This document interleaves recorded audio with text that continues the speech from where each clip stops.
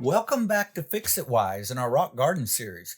This is where you get to fix, build, and cook amazing things. I hope you've had a chance to watch our first episode, the overview of the rock garden. This is episode 2 in a 5-episode series about how my wife and I created a sweet little rock garden oasis in the central Texas hill country. Here we're going to cover the demolition, the design, and the preparation. Be sure to check out these other episodes for complete instructions on the welding, the planting, and the water fountain. Kathy always wanted a Zen garden for the space on our front porch, but not knowing much about garden design and even less about plant selection, she was a little intimidated about how to get started.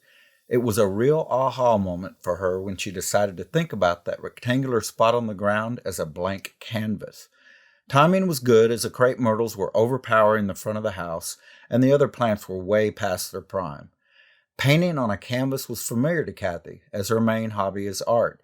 She enjoys painting and collage, and she knew that attention to motion, color, and balance were core tenets of a pleasing design. Kathy's inspiration led to this sketch. This little piece of paper was a game changer for me. It really changed the whole way I was thinking about and looking at our dilemma. Rocks. Of course, deer can't eat those. One of our design challenges was heat. Texas weather is already blazing hot, and every time we approached our house, Kathy commented that it just looked hot. The house was constructed of limestone and stucco, each with a warm color of sunlight. We liked it, but somehow the color seemed to magnify the natural Texas heat. From an artist's eye, there was too much yellow. Kathy felt that everything resembled heat. She wanted to cool the space down and decided that blue, the complementary color to yellow, should be a dominant color in the rock garden. Again, looking at the space as a canvas really helped us not to get so hung up on needing to know everything about plants. We decided the planting selections would evolve as the rock garden took shape, and indeed they did. When that stage approached, we did our research and looked for low-growing, heat-loving, and deer-resistant plants. More on this in Episode 3, Rock Selection and Plantings. It was interesting to me to find out that it didn't start out as a rock garden for Kathy. She just wanted a peaceful Zen garden. She studied Zen design and learned that rock is commonly used to mimic flowing water. Bingo! Water's cool. This idea became the central theme of our garden design. One image led to another, and Kathy found further inspiration in the pebble stone mosaic sidewalks in Greece. This construction method proved to be ideal to set her stones in motion. We were absolutely thrilled with the results. The river running through our Zen garden is constructed mainly of blue-hued Mexican beach pebble. Just like the Greek mosaics Kathy had admired, each stone is individually placed and tightly stacked to form swirling patterns resembling currents and eddies. All rivers have banks, and the jelly bean beaches add some golden touches to tie in with the house. Since we were challenged to find colorful flowers that the deer wouldn't eat, the red glass accent border adds a final pop of color to the canvas.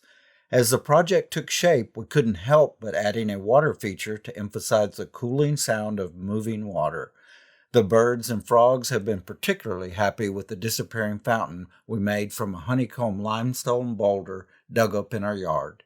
Herbs like oregano and several varieties of thyme soften the banks of the river, while a Buddha statue and Japanese lantern add the element of peace.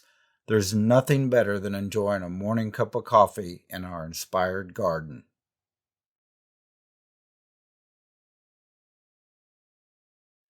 The demolition was pretty straightforward for us. Fortunately, we only had a couple of plants to repurpose, but let me share a little tool with you that comes in handy for any kind of demolition work.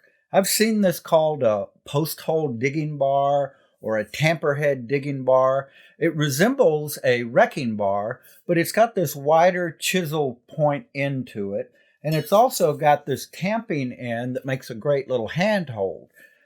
Let me tell you, you can put a lot of force on the end of that when you're working down in a hole to break up rock and in hard soil. It just plows right through it, and that's great for cutting through roots, and that's exactly what I did to move those crepe myrtles. You could get around and underneath them and chop the roots.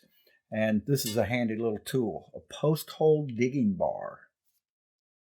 Grading and leveling the area forms the foundation for any rock garden. Fortunately, we didn't have a lot of drainage issues to deal with. Ours was more like a well surrounded by 4 concrete slabs, having 3 to 4 inch walls on them, but it did have to be level.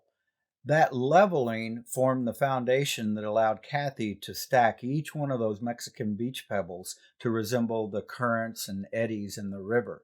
Let me show you a couple tools that you can use to help with that. A 6 foot level comes in handy on any project, and I can't tell you how many times I've used this over the years. I've had this probably 15, 20 years, and it really comes in handy when leveling large areas. Every toolbox needs what's called a string line level.